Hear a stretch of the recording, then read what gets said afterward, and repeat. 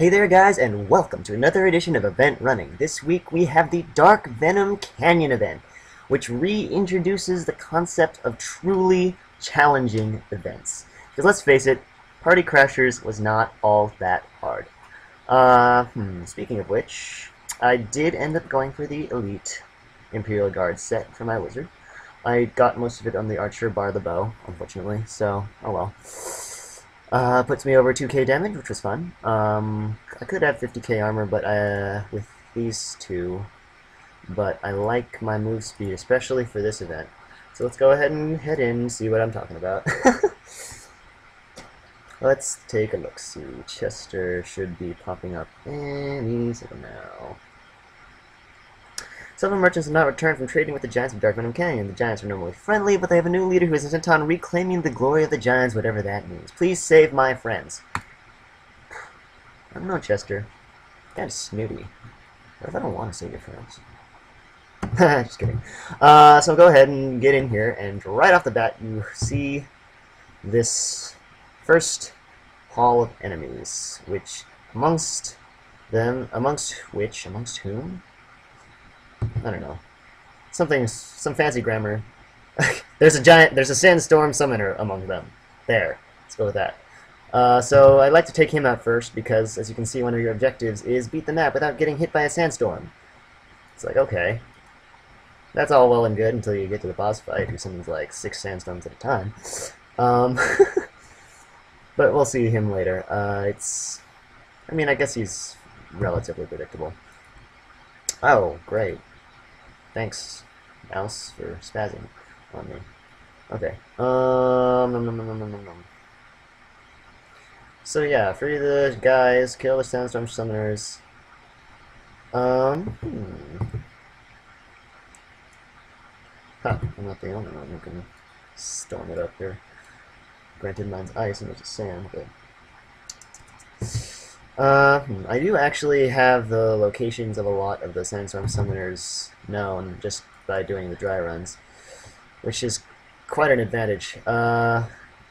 If you're planning on running this for score, I would definitely consider doing that, memorizing the locations of your summoners. In fact, there should be one right around the corner here. You might have noticed that I'm running a bit of an interesting skill setup for this event. Essentially, I cut Fireball. Initially, I only removed Protection Bubble and replaced it with Blizzard, but that wasn't really working out as well as I'd hoped it to because these guys actually have some decently high burst. And you want to have Protection Bubble just in case you accidentally, in case you let your guard down for a second. It's handy for that. And so I still want a Protection Bubble, but I had Blizzard, obvious reasons, like you can see here. I'm putting it to good use. This is the situation where Blizzard really shines. You cast it in the middle of a bunch of melee enemies, and suddenly they can't even touch you. Good for distraction purposes, I guess. You can keep the melee enemies all huddled into a corner while you pick off the ranged guys. That's Blizzard for you. But I still wanted Protection Bubble, so I got rid of Fireball. And on the downside, I lose my area damage. But on the plus side, 1, I get Protection Bubble. 2, you don't have to hear me spam my Fireball hotkey throughout the video. It's a pleasant surprise, I guess. Oh dear. So, need to get these guys down fast so you don't have to worry about them, because there are actually a decent amount of enemies here. I like to take out the healing conjurers next, then prioritize ranged enemies, the ones with the bows and the ones who throw rocks. You can actually dish out a decent amount of damage. Like, I've seen 4Ks come out, which is really annoying. But yeah, there you have it. And then finally the melees. And lifesteal really does work if I don't have Protection Bubble up. It saved me on numerous dry runs, and hopefully it'll be enough to get me through this recording run. Summoner, you'll die for all the lizards you killed. Okay, so he just turned himself into a lizard. Great. Okay, I think he was a healing conjurer, so I guess I'm happy about that.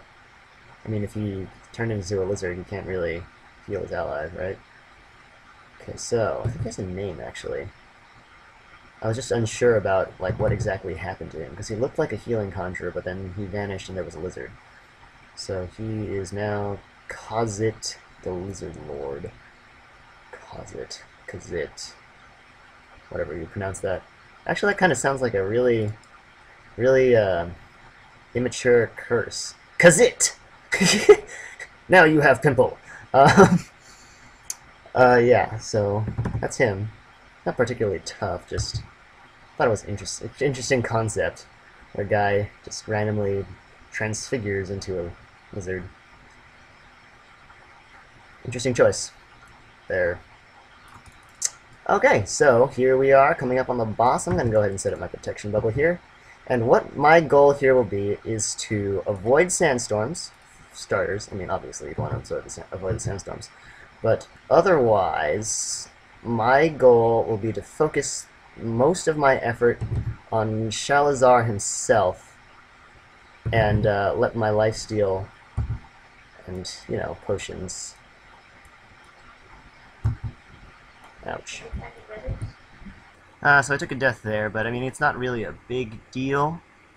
There's no real death counter. Shalazar's almost down. He's as good as, actually. Let's see if I can avoid him for a little. Oh my god. Okay, that's fine. Whatever. Looks like they're moving faster for some reason. Okay, well. Oh yeah, so it's just a little bit of an extra score bonus there. 125 points. So that was the event. A bit unfortunate about those 2 deaths, actually. But, I mean, no big deal. Got through it. Completed all objectives. Fortunately, those are time objective. I was really taking my time with that one. Let's see here. What do we got? Dragon stones. Not bad. I actually kind of need to replenish my supply anyway. I'm gonna go ahead and save my XP lockbox for my archer. I think that pretty much covers everything. Alright. Thanks for joining me. I hope you enjoyed this event run, and I'll catch you in 2 weeks for the next one.